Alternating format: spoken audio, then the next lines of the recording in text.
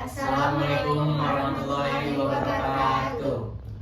Good afternoon, everyone. We are from Group 2, and today we're going to interview a legal expert as our English class assignment. Before we move to the interview, we thought it would be nice to introduce ourselves as the interviewers. My name is Tasha Serena, and my partners. My name is Cikara Faiza. My name is Muhammad Fikri Abu Jaksani. My name is Auca Anka Amelia Namira. My name is Tengku Asmiranda Shakira. Hello, Mrs. Thank you for taking the time to be with us today. Before we begin to the main question, we'd like to know about you better. Could you please introduce yourself and explain to us what role you are in legal field? Oke, thank you. Nama saya Marisania Ayu Amelia. Saya berprofesi sebagai seorang pengacara dan juga seorang mediator. Great, thank you. With that background in mind, we can just move to our main topic discussion or main question. Oke. Can you share what a lawyer's role is, or how do you do contributes to the work, especially in court as a lawyer of law enforcement in a general? Pengacara adalah penegak hukum sesuai Undang-Undang Nomor 18 Tahun 2003 tentang advokat. Meskipun bukan hakim atau jaksa, pengacara tetap merupakan bagian dari aparat penegak hukum karena membantu menegakkan keadilan. Jadi kalau kalian tanya pengacara perannya apa dalam sistem peradilan, bisa saya bilang memberi nasihat hukum di saat apa? Di saat pendampingan hukum di saat penyelidikan, penyidikan, pendampingan hukum di saat pengadilan seperti itu kan. Dan apa nih peran paling pentingnya? Ya agar untuk klien, contohnya agar seorang klien itu mendapatkan keadilan yang sebenar-benarnya tanpa ada dimanipulatif tentang bukti-bukti. Itu kan memang haknya klien ya. Hukum yang setimpal itu harusnya seperti apa gitu. Jadi kalau dibilang peran pengacara itu ya sangat penting di dalam peradilan, di dalam BAP, di saat awal-awal penyidikan itu sangat perlu sekali. What kind of cases you often face legally, Miss? Akhir-akhir ini yang paling sering saya hadapi itu seperti Undang-Undang ITE, kasus Undang-Undang ITE, pencemaran nama baik, kasus penipuan penggelapan, penyalahgunaan wewenang jabatan itu masuk di 372, 374 dan 378, dan beberapa kasus-kasus sengketa waris, beberapa kasus tentang perceraian seperti itu sih lebih kurang seperti itu. Thank you, Miss. Ya. What challenge you usually face when dealing with legal cases, Miss? Kalau untuk tantangan sebagai seorang advokat itu ada beberapa hal. Contohnya ketika kita ketemu klien tersebut nggak jujur nih untuk menceritakan kasus dia atau kronologi apa yang dia hadapin saat itu. Jadi nggak semuanya klien yang kita temuin itu jujur. Itu sih yang paling berat. Kenapa? Ketika kita tidak menemui kejujuran atau ada yang disembunyikan klien, otomatis kan ada beberapa hal yang akan nanti bermasalah di kemudian hari. Contohnya di urusan di peradilan atau di dalam BAP kepolisian. Jadi kita susah untuk menemukan bukti-bukti yang konkret. Jangan sampai bukti tersebut jadi obscure atau kabur, ya kan, seperti itu. Dan tantangan yang kedua itu contohnya seperti kejar-kejaran dengan waktu, deadline. Yang paling susah itu sebenarnya kasus pidana. Bukan susah sih sebenarnya, maksudnya jadi lebih banyak tantangannya. Kenapa? Karena kita bisa kejar-kejaran dengan waktu tanpa kita sadari nanti baru masuk nih kasus pidana, tiba-tiba udah kliennya udah ditangkap. Jadi kan kita harus cepat, atau pemberkasan juga kita harus cepat gitu. Karena kan kalau misalnya udah sampai di pengadilan, kita kan pakai waktu tuh, gugatannya kapan, replik dupliknya kapan, konklusinya kapan, itu harus cepat semuanya. Tapi kalau misalnya dalam case perdata itu sudah ada range waktu, jadi agak lebih santai kitanya. Itu sih tantangannya. Dan Ada juga beberapa klien yang sering kita temuin di luar, maaf, dia belaga susah karena kan jujur saja saya bukan cuma punya kantor mandiri, tapi kita juga ada berdiri di kantor LBH. LBH itu kan lembaga bantuan hukum. Jadi siapapun itu klien yang middle law, yang menengah ke bawah itu pasti kita bantu gratis pendampingannya. Tapi terkadang hampir semua klien itu malah mempermainkan dengan kata-kata LBH tersebut. Jadi gak semua klien yang kita jumpain itu jujur. Dia belaga, maaf sekali, dia belaga, dia ngerasa dirinya susah padahal tidak. Seperti itulah. Dia berharap untuk mendapatkan bantuan yang kira-kira bantuan ini dia dapat memang gak mau ngeluarin uang padahal dia ada uang. Seperti itu. Ada juga klien yang gak mau bayar. Ada juga seperti itu karena di awal dia memelas atau apa gitu. Itu sih tantangan saya gitu sebagai seorang pengacara. Kenapa? Ya kita harus pintar-pintar. Jadi kan kalau yang dipelajari itu hanya sekedar teori, yang di lapangan itu beda kasus. Pintar-pintar kita dalam menanggapi dan menyikapi orang-orang yang akan kita ajak kerjasama. Seperti itu sih. Berarti kebanyakan masalahnya ada di kejujuran klien. Iya benar. Dan selanjutnya bisa juga di dalam peradilan atau di tingkat kepolisian, gara-gara mungkin bisa jadi kliennya kita tidak mau mengikuti aturan yang ada, atau bisa jadi juga ada juga klien yang nggak ngerti. Jangan kalian salah, di dalam hukum ini orang kalau berpikirnya kalau udah masuk pengadilan menang atau kalah, benar ya? Kita secara umum pasti mikirnya menang atau kalah, padahal bukan menang dan kalah loh sebenarnya. Kalau saya jalani, jadi klien itu menuntut 100% harus menang. Jadi contoh nih, kita buat aja hukuman, atau kita buatlah hukuman pencurian atau apa, atau kematian sekalipun gitu kan, atau dia pembunuhan berencana, seharusnya hukuman dia seumur hidup. Contohnya, ilustrasinya seperti itu. Ya kita bisa bantu, mungkin kita bisa bantu pengurangan hukuman itu kan sebagai, tapi bukan dibebasin ya. Jadi gunanya kita sebagai seorang advokat itu bukan menjamin kalian bisa bebas, bukan. Yang namanya salah tetap harus dikasih sanksi hukuman, itu tetap. Tapi ya itu tadi kembali, kalau misalnya dia meminta 100%, dia pikirkan, oh saya kan udah bayar, saya kan udah ini. Itu sih jadi tantangan terbesar kita gitu. Makanya ya dari awal kita itu tidak boleh menjanjikan apapun. Kita harus memberikan win-win solution yang tidak memberatkan sesama pihak. Jadi pada intinya tidak menjanjikan, dan kita kasih tahu nih clue-nya.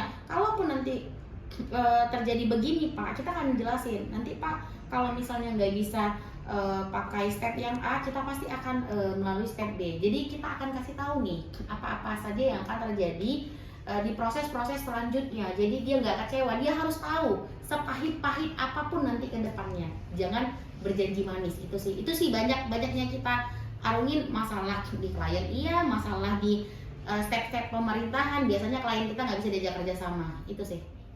Terima kasih. Oke. Miss, can you explain a bit of the specialist legal terminology that lawyers frequently encounter and use in case file? Istilah-istilah hukum dalam berkas perkara.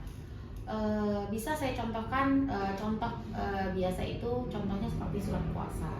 Di dalam surat kuasa itu kan ada beberapa bagian, penerima kuasa, pemberi kuasa, sama bisa juga dibilang kewenangan substitusi lah. Substitusi itu kewenangan apabila nih contoh saya sebagai seorang advokat, ketika saya nggak bisa beracara itu maksudnya bersidang.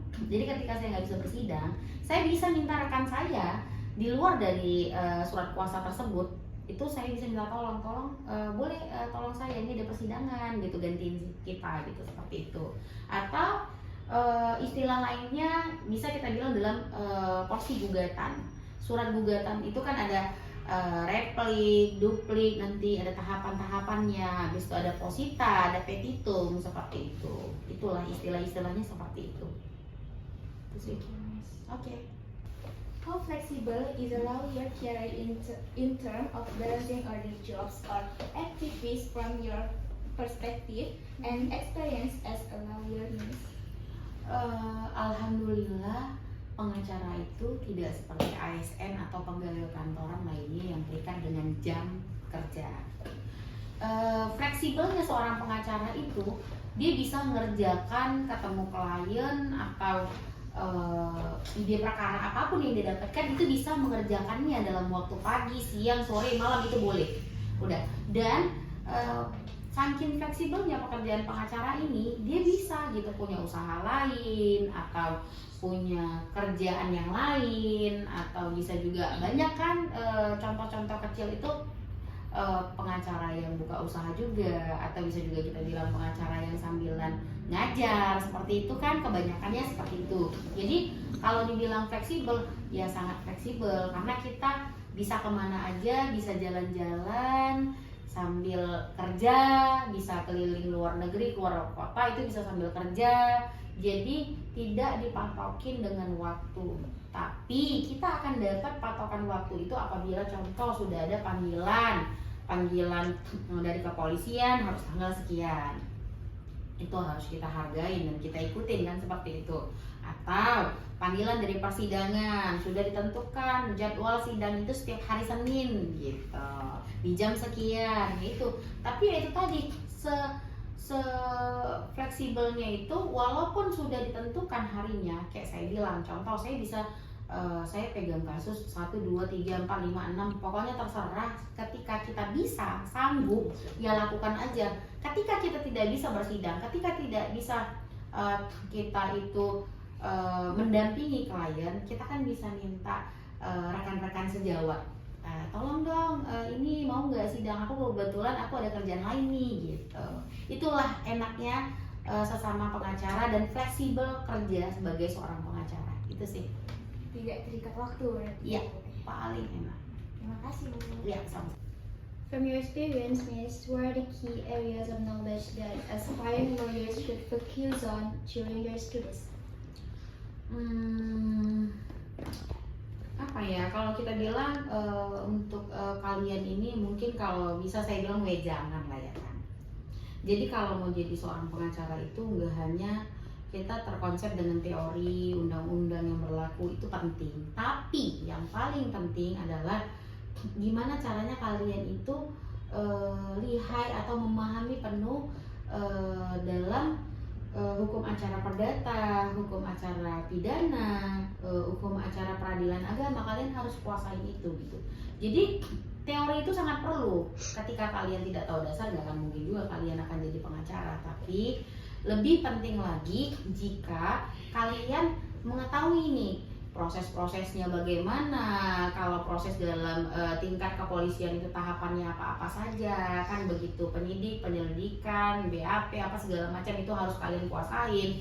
Tapi lebih penting lagi di saat persidangan. Jadi di kala persidangan terjadi itu kalian harus benar-benar mengetahui nih runtutan atau rentetan sidang itu apa-apa saja gitu. Contoh, misalnya kalian ada kasus pidana atau perdata, salah satunya kita contoh aja perdata. Perdata tuh apa aja di awal? Pertama kita harus menguasai nih gimana cara buat gugatan, gimana cara buat replik dupliknya. Kalau misalnya klien si tergugat tidak datang nanti apa nih yang harus dari pihak persidangan nanti apa nih yang akan terjadi, itu kalian harus kuasain. Akan tetapi itu kan secara teori yang kalian harus hafal mati. Acara perdata gimana, acara pidana gimana, itu harus kalian hafal mati. Tapi yang paling penting apa? Bagaimana kalian nanti ketika di lapangan ketemu siapa aja. Memang sih kalau kata lainnya adab itu lebih penting, pengetahuan itu lebih penting. Kenapa? Jadi ketika kalian ketemu orang siapapun itu, udah usahakan kalian itu memahami dia bercerita dahulu, barulah kalian mendengarkan dia cerita bagaimana. Kalian harus simak apa ini masalahnya. Kalian harus tahu nih masalah yang kalian hadapi apa. Kalian harus udah siapin solusinya apa. Kalian udah siapin semua yang kalian bawa berkas tersebut ke persidangan atau ke polisian. Karena kenapa? Sangat penting kalian untuk mendapatkan ide. Jadi pengacara itu bukan monoton kepada undang-undang, enggak semuanya. undang-undang nomor 1, tapi bukan harus menerapkan ke undang-undangnya saja, tapi bagaimana cara kita untuk memecahkan masalah yang awalnya contoh nih, ada satu kasus yang kita nggak tahu nih gimana ya, sementara nggak pernah nih kasus ini ada gitu, tapi kita harus mempunyai pikiran dan mendapatkan ide agar masalah tersebut terpecahkan. Udah, habis itu kalian juga harus pintar yang namanya negosiasi. Kenapa? Karena negosiasi itu bukan maksud tanda kutip dengan bahasa negatif, paham ya? Kalian berbicara dengan orang di luar sana, kalian itu harus benar-benar meyakinkan. Contoh kalau kita di persidangan kita harus meyakinkan hakim bahwasannya bukti-bukti yang kita buat itu adalah konkret tanpa ada manipulatif sama sekali. Jadi kalian itu harus benar-benar ini kebenaran yang sebenar-benarnya. Jangan sampai kita itu bisa kalah saing dengan lawan kita. Kebanyakan kan pengacara bingungnya di saat nanti di persidangan rivalnya itu juga pakai PH atau penasehat hukum, nanti bisa jadi penasehat hukum rival tersebut itu menjatuhkan kita dengan cara-caranya. Usahakan jangan pernah sebagai seorang pengacara, jangan pernah pakai emosi. Tenang, berpikir, rileks, dan pada intinya kita ketika udah punya bukti yang kuat, setidaknya bukti tersebut bisa meyakinkan hakim kalau kemenangan itu ada di tangan kita, atau enggak pun harus menang, setidaknya klien kita mendapatkan hak-hak yang benar-benar adil, seperti itu. Jadi skill utamanya itu skill komunikasi dan negosiasi. Iya, benar sekali. Pintar-pintar kita dalam berbahasa, pintar-pintar kita dalam berkomunikasi, pintar-pintar kita juga dalam membawa diri. Jadi sebagai mahasiswa, khususnya kami sebagai mahasiswa semester 1, pentingnya untuk membangun relasi dari sekarang ya Bu ya. Ya, benar. Di mana saja itu harus. Jadi dimulai dari sekarang. Kalian nih masih semester 1 ya. Setidaknya kalian harus bangun teman-teman kalian. Saya nggak tahu nih besok lusa ada yang jadi jaksa, ada yang jadi hakim, ada yang jadi pengusahanya gitu. Atau jangan sampai ada yang jadi banditnya ya kan. Jangan sampai begitu ya, begitu ya. Nah, makanya saya bilang kalau bisa kalian tetap harus jalin relasi komunikasi yang baik. Kita nggak tahu kedepannya bakal jadi apa. Itu sih. Terima kasih. Ya, sama-sama. That's all for our interview today. Thank you so much for your time and attention. Assalamualaikum warahmatullahi wabarakatuh.